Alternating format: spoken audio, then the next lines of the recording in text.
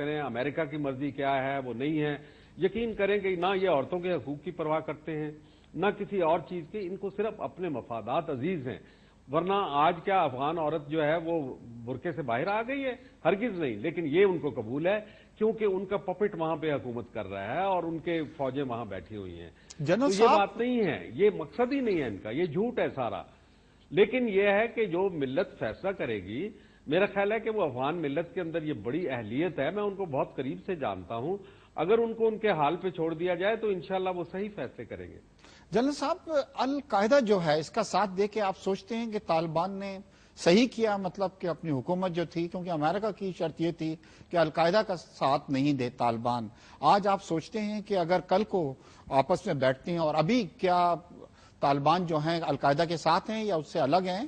کیونکہ جو مین حکومت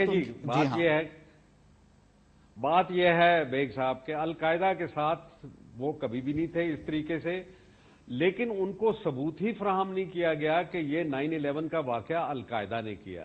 یہ جھوٹ ہے، یہ سراسر جھوٹ ہے، شروع دن سے جھوٹ چل رہا ہے، کسی دن کھلے گا انشاءاللہ. لیکن آپ دیکھیں کہ اسامہ بن لادن کو امریکہ نے چارج شیٹ کیا ہے، جو وہ طالبان سے توقع کرتے تھے کہ وہ چارج شیٹ کریں گے.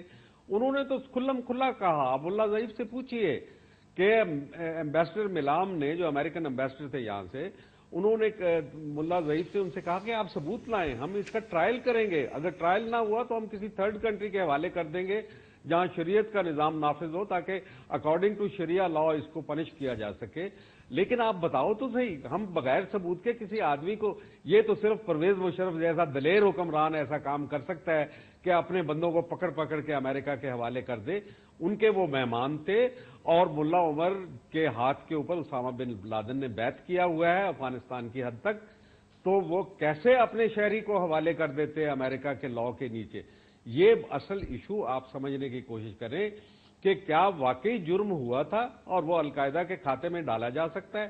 رہ گیا یہ کہ القاعدہ تو اب یہاں سے چلی گئی، اور یہ ایک بہت حیرت انگیز ان کی کامیابی ہے. میں من حیث ایک اسٹریٹجسٹ کے میں سمجھتا ہوں کہ کیا زبردست انہوں نے کیا کہ امریکہ کو away from the centre of gravity ان کا فلسطین ہے، وہ وہاں پہ جانا، القاعدہ کا اورینٹیشن وہاں پہ ہے. انہوں نے امریکہ کی اور ویسٹ کی تمام قوتوں کو آ کے ذلیل کر دیا، افغانستان کے اندر ان کو گھسیٹ لائے، اور اب وہ شفٹ کر گئے. وہ ابھی افغانستان وغیرہ میں نہیں بیٹھے ہوئے، خود قبولتے ہیں یہ تمام امریکن جرنیل کہ القاعدہ اب یمن میں جا چکی ہے، ہارن آف افریقہ میں جا چکی ہے، صومالیہ میں جا چکی ہے، سینٹرل افریقن ریپبلک میں جا چکی ہے، اور اب وہ اسرائیل اور فلسطین کے قریب قریب ہوتے چلے جا رہے ہیں. وہ تو یہاں پہ ہیں ہی نہیں اب. اس لیے یہ بالکل فضول بحث ہے کہ جی وہ القاعدہ سے اپنا تعلق ختم کر دیں. ان کا اس طریقے سے القاعدہ کی کارروائیوں میں ان کا کوئی تعلق نہیں تھا. کیا کوئی افغان نیشنل، میں دعوے سے کہتا ہوں، بتا دے کہ دنیا میں کہیں اس نے دہشت گردی کے اقدام میں حصہ لیا ہو؟ بالکل نہیں لیا. غلط ہے. جنرل صاحب بہت بہت شکریہ. آپ کی طبیعت صحیح نہیں تھی، اس کے باوجود بھی آپ نے ہمیں جوائن کیا، اس کے لیے بہت بہت شکریہ آپ کا.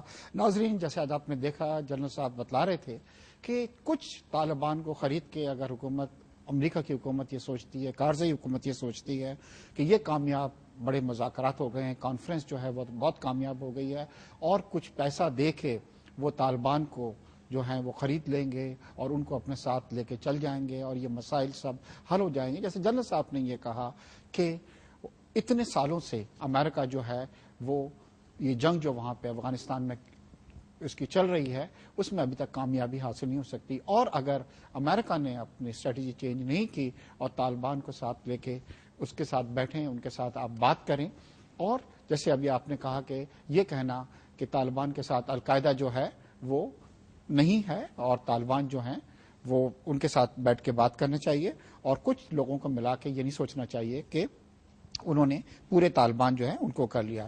اس کے ساتھ ہی میں جنرل صاحب کا، میں آپ لوگوں کو سب کا شکریہ ادا کرتا ہوں. انشاءاللہ اگلے ہفتے پھر ملاقات ہوگی. خدا حافظ.